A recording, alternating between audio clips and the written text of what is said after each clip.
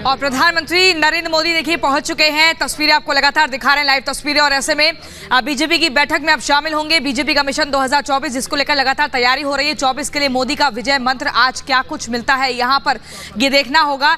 NDMC convention centre में ये पूरी बैठक चल रही है। कार्यकारिणी की बैठक का दूसरा दिन है और आज पीएम मोदी के संबोधन के बाद ही इस कार्यक्रम का समापन होगा। ऐसे में अलग अलग राज्यों के मुख्यमंत्री, उप मुख्यमंत्री, केंद्रीय मंत्री इस बैठक में पहुंचे हुए हैं और 24 में किस तरीके से हैट्रिक लगानी है इसको लेकर तैयारी। लेकिन उससे पहले सेमीफाइनल 2023 में 9 राज्यों में विधानसभा चुनाव है। ठोस रणनीति तैयार करनी है। ये देखिए जेपी नड्डा जो कि पार्टी के राष्ट्रीय अध्यक्ष हैं, स्वागत करने के लिए पहुंचे हैं और पीएम मोदी आगे बढ़ते हुए अब यहां पर इस बैठक में शरीक होंगे और उसके बाद मृदुल बैठक का सिलसिला आगे शुरू होगा। प्रधानमंत्री नरेंद्र मोदी आज कार्यकर्ताओं को अहम संदेश देंगे। आप देखिए 9 राज्यों में चुनाव है जिसमें महत्वपूर्ण है मेघालय, नागालैंड, त्रिपुरा, कर्नाटक, मिजोरम, छत्तीसगढ़, मध्य प्रदेश, राजस्थान और तेलंगाना। ये वो राज्य हैं जहां पर लोकसभा की सीटें भी मायने रखती हैं क्योंकि 2024 है और 2023 में विधानसभा की सीटों पर जाते हुए इस वक्त यहां पर दिखाई दे रहे हैं। आप देख सकते हैं पीएम मोदी की तस्वीर इस वक्त हम आपको दिखा रहे हैं। कार्यकारिणी की बैठक का दूसरा दिन और बेहद अहम दिन। आपको बताएं कि आज समापन भी होना है और प्रधानमंत्री नरेंद्र मोदी के संबोधन के साथ ही समापन यहां पर होगा।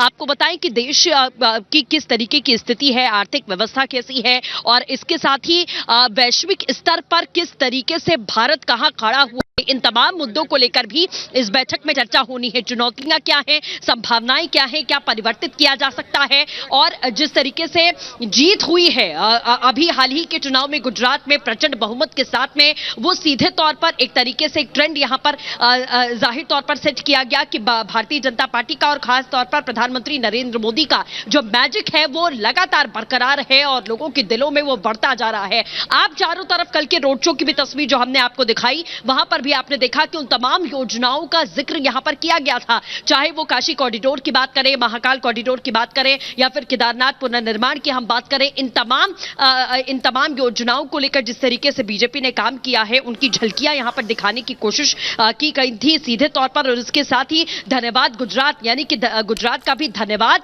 कल के रोड शो में प्रधानमंत्री की ओर से किया गया था। तस्वीर इस वक्त हम आपको लगातार दिखा रहे हैं कि पीएम यहां पर पहुंच चुके हैं। 2024 की क्या रणनीति होगी, क्या रूपरेखा होगी, क्या जीत का मंत्र प्रधानमंत्री यहां पर देंगे, किस तरीके से और ज्यादा मजबूत करना है पार्टी को, बूथ स्तर पर किस तरीके से पार्टी को में मजबूती लानी है, इन सब मुद्दों पर यहां पर चर्चा होनी है। आपको यह भी बता दें कि सभी महासचिव यहां पर पहुंचे, भारतीय जनता पार्टी शासित राज्यों के मुख्यमंत्री यहां पर पहुंचे, सभी प्रदेश अध्यक्ष पहुंचे हुए हैं, पदाधिकारी पहुंचे हुए हैं।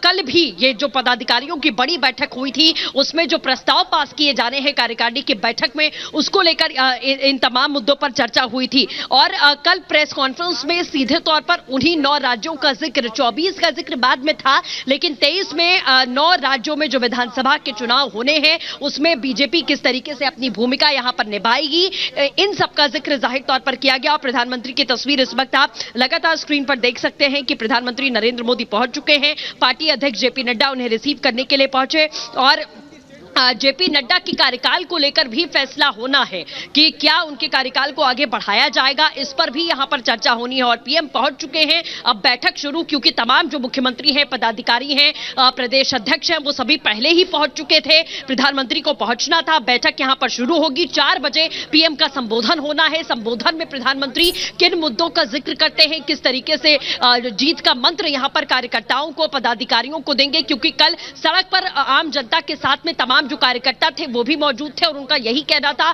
कि हम उत्साहित भी हैं कि प्रधानमंत्री हमें संबोधित करने वाले हैं। और हर एक कार्यकर्ता, छोटा कार्यकर्ता हो या बड़ा कार्यकर्ता हो, भारतीय जनता पार्टी में हर किसी की जो भूमिका होती है वो बेहद महत्वपूर्ण होती है, क्योंकि बूथ स्तर पर किस तरीके से काम करना है, डोर टू डोर कैंपेनिंग किस तरीके से करनी है, उन तमाम मुद्दों को जन जन तक कैसे पहुंचाना है, ये काम जमीनी स्तर के कार्यकर्ताओं का होता है। और कार्यकर्ताओं का जोश हाई करना, उन्हें जीत का मंत्र देना। इससे पहले भी आपने देखा है कि कार्यकारिणी की बैठक में लगातार इसी तरीके के संदेश दिए गए हैं और इस बार भी। और ये कन्वेंशन सेंटर के बाहर की जो तस्वीर इस वक्त हम आपको दिखा रहे हैं, यहां पर जो बोर्ड्स लगे हैं उसमें सीधे आप काशी कॉरिडोर देख सकते हैं, सरदार वल्लभ भाई पटेल की मूर्ति देख सकते हैं। इसके साथ ही INS विक्रांत हमारे पास, उसकी तस्वीर यहां पर, वंदे भारत की तस्वीर यहां पर, यानी कि सीधे तौर पर भारत किस तरीके से आत्मनिर्भर की ओर अग्रसर है, उस पथ पर आगे बढ़ रहा है, क्योंकि आत्मनिर्भर भारत